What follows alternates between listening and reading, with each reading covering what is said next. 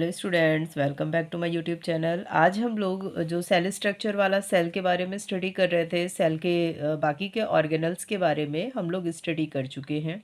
जैसे आपके माइटोकॉन्ड्रिया हो गया, गोल्जी बॉडी हो गया, राइबोसोम्स हो गया, इन सारे ऑर्गेनल, प्लास्टिड हो गया, इनके बारे में हम लोग डिटेल में स्टडी कर चुके हैं। तो अगर आपने वो वीडियोस नहीं देखे हैं तो उसके प्लेलिस्ट की लिंक आपको डिस्क्रिप्शन बॉक्स में मिल जाएगी, वहाँ से जाके आप वो सारे वीडियोस देख लीजिएगा।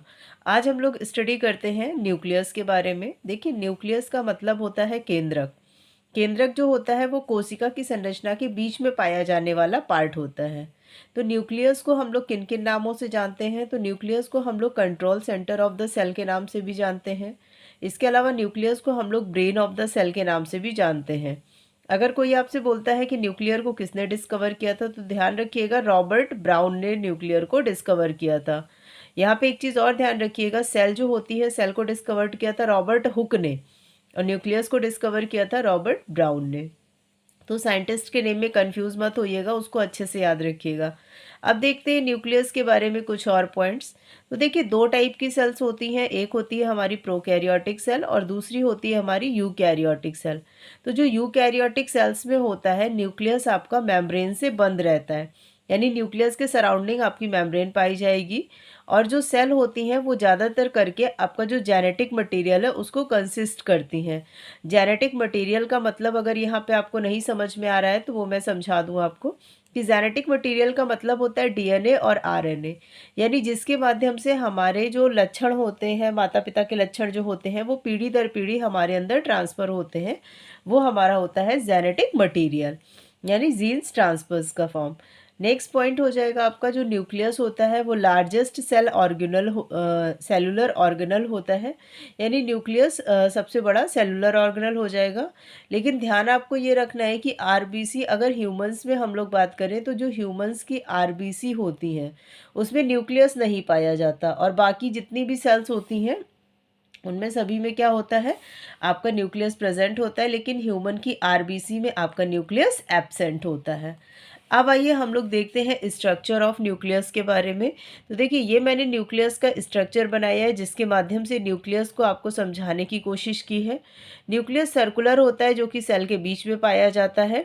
न्यूक्लियस की जो बाहर की वॉल होती है इसको हम लोग न्यूक्लियर मेम्ब्रेन के नाम से जानते हैं।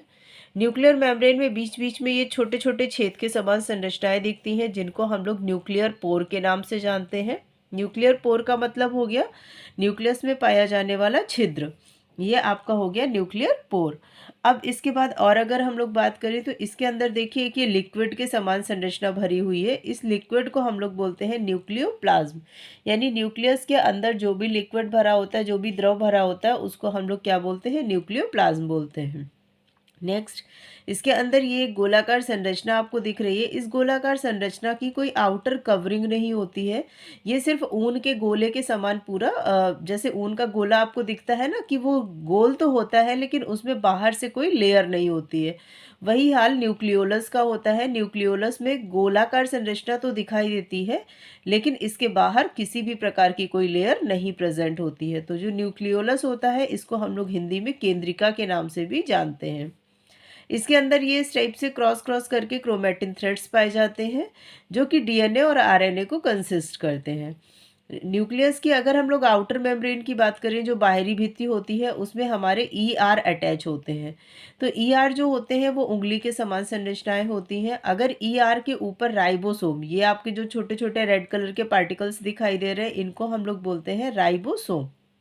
अगर ये राइबोसोम अटैच्ड होते हैं तो उसको हम लोग आरईआर यानी कि रफ एंडोप्लाज्मिक रेटिकुलम कहते हैं, और जिस सरफेस पे नहीं अटैच होते हैं उसको एसईआर यानी कि स्मूथ एंडोप्लाज्मिक रेटिकुलम के नाम से जानते हैं। आरईआर और एसईआर के बारे में डिटेल स्टडी आपको एंडोप्लाज्मिक रेटिकुलम में मिल जाएगी, वहाँ से देख लीजिएगा। तो ये हो गया हमारा न्यूक्लियस का स्ट्रक्चर। तो न्यूक्लियस में जो मेन पार्ट्स आपको याद रखने हैं वो ये 5 पार्ट्स हैं। न्यूक्लियोलस को केंद्रिका बोला जाता है, जो कि न्यूक्लियस के अंदर पाई जाने वाली एक गोलाकार संरचना होती है जिसकी कोई आउटर कवरिंग नहीं होती है। नेक्स्ट, ये आपका क्रोमेटिन थ्रेड हो जाता है जो कि जेनेटिक मटीरियल ट्रांसफ़र करने में हेल्प करता है। नेक्स्ट आपका न्यूक्लियर पोर होता है। न्यूक्लियर पोर, न्यूक्लियर मेम्ब्रेन के बीच बीच में जो पोर्स यानी छिद्र के समान संरचना पाई जाती है उसको न्यूक्लियर पोर कहा जाता है। न्यूक्लियर मेम्ब्रेन यानी न्यूक्लियस की जो आउटर वॉल होती है जिसमें आपका बाहरी जो संरचना होती है उसको न्यूक्लियर मेम्ब्रेन के नाम से जानते हैं, और अंदर जो फ्लूइड भरा होता है उसको न्यूक्लियोप्लाज्म के नाम से जानते हैं। यही सारी चीज़ें मैंने यहाँ पे दी हैं कि न्यूक्लियस के स्ट्रक्चर्स को किन किन पार्ट्स में बांटा गया है। तो अब हम लोग देखते हैं न्यूक्लियोलस के बारे में। तो न्यूक्लियोलस में अभी आपको बोला कि न्यूक्लियस के अंदर सिंगल और डबल न्यूक्लियोलस होते हैं, यानी एक भी हो सकता है और दो भी हो सकते हैं। न्यूक्लियोलस जो होता है ये गोलाकार होता है, लेकिन इसमें कोई भी आउटर मेम्ब्रेन नहीं प्रेजेंट होती है।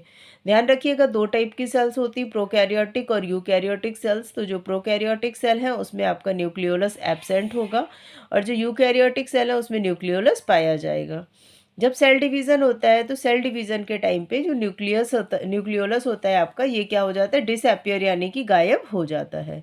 अब अगर हम लोग बात करें क्रोमैटिन थ्रेड की, तो क्रोमैटिन थ्रेड सेल डिवीज़न के समय में एक साथ कंडेंस्ड होती है और क्रोमोसोम का फॉर्मेशन करती है। यानी काफ़ी सारे क्रोमैटिन थ्रेड जो होते हैं वो सेल डिवीज़न के समय आपस में जुड़ जाते हैं, और जुड़ने के बाद ये क्रोमोसोम का फॉर्मेशन कर देते हैं। दूसरी चीज़ है, ये आपके जेनेटिक ट्रांसफ़र में भी हेल्प करते हैं। जेनेटिक ट्रांसफ़र का मतलब आप लोग समझ गए होंगे कि जीन्स को आगे पेरेंट्स के जीन्स को बच्चों में ट्रांसफ़र करना। नेक्स्ट हम लोग बात करते हैं न्यूक्लियर पोर के बारे में। न्यूक्लियर पोर जो होता है ये न्यूक्लियर मेम्ब्रेन में छोटे छोटे पोर्स के समान संरचना पाई जाती है, जिसे हम लोग क्या कहते हैं, न्यूक्लियर पोर के नाम से जानते हैं। नेक्स्ट हम लोग देखते हैं न्यूक्लियर मेम्ब्रेन के बारे में। तो न्यूक्लियस के चारों तरफ जो भी मेम्ब्रेन पाई जाएगी उसको क्या बोलते हैं, न्यूक्लियर मेम्ब्रेन बोलते हैं। अगर बात करते हैं न्यूक्लियोप्लाज्म की, तो न्यूक्लियस के अंदर जो फ्लूइड भरा होता है उसे हम लोग न्यूक्लियोप्लाज्म के नाम से जानते हैं। अब अगर हम लोग बात करें फंक्शंस ऑफ न्यूक्लियस की, तो न्यूक्लियस के फंक्शंस क्या क्या होते हैं। तो सबसे पहली चीज़ तो ये आपके जो फिजियोलॉजिकल एक्टिविटीज़ सेल की होती हैं उनको कंट्रोल करने का काम करता है। दूसरी चीज़, ये encode all the genetic information, यानी जो भी आपकी जेनेटिक इन्फॉर्मेशन है उन सबको इनकोड करने का काम करता है। और हेरिडिटी कैरेक्टर्स लिविंग ऑर्गेनिज्म में, लिविंग ऑर्गेनिज्म का मतलब जीवित जीवों में, हेरिडिटी कैरेक्टर का मतलब होता है, जैसे आपने देखा होगा पीढ़ी दर पीढ़ी जो लक्षण ट्रांसफ़र होते हैं, जैसे माता पिता के लक्षण उनके बच्चों में आ जाते हैं, तो वो सारे कैरेक्टर्स को कैरी करने का काम करता है। Direct involvement in the reproduction, यानी सेल डिवीज़न में डायरेक्ट इन्वॉल्वमेंट इसकी दिखाई देती है आपको। यह प्रोटीन और एंजाइम की सिंथेसिस को भी क्या करता है, कंट्रोल करने का काम करता है। इसके अलावा ये सेल डिवीज़न और सेल ग्रोथ में भी हेल्प करता है। इसमें जो होता है स्टोरेज आपका डीएनए, आरएनए और राइबोसोम को स्टोर करने का काम करता है। ये राइबोसोम्स के प्रोडक्शन का भी काम करता है, और ये आपके जो ट्रांसक्रिप्शन होता है एमआरएनए टू प्रोटीन को, उसको भी रेगुलेट करने का काम करता है। तो इस तरीके से ये हो गए आपके न्यूक्लियस के फंक्शंस के बारे में। तो आज हम लोगों ने न्यूक्लियस के बारे में डिटेल में स्टडी किया कि न्यूक्लियस क्या होता है, न्यूक्लियस को किसने डिस्कवर किया था, न्यूक्लियस के स्ट्रक्चर के बारे में, और स्ट्रक्चर को डिफाइन करने के बारे में, और उसके फंक्शंस के बारे में। तो अगर वीडियो पसंद आया हो तो लाइक करें, ज़्यादा से ज़्यादा शेयर करें, और ऐसे ही वीडियोस देखने के लिए चैनल को सब्सक्राइब करना बिल्कुल भी ना भूलें। Thanks for watching.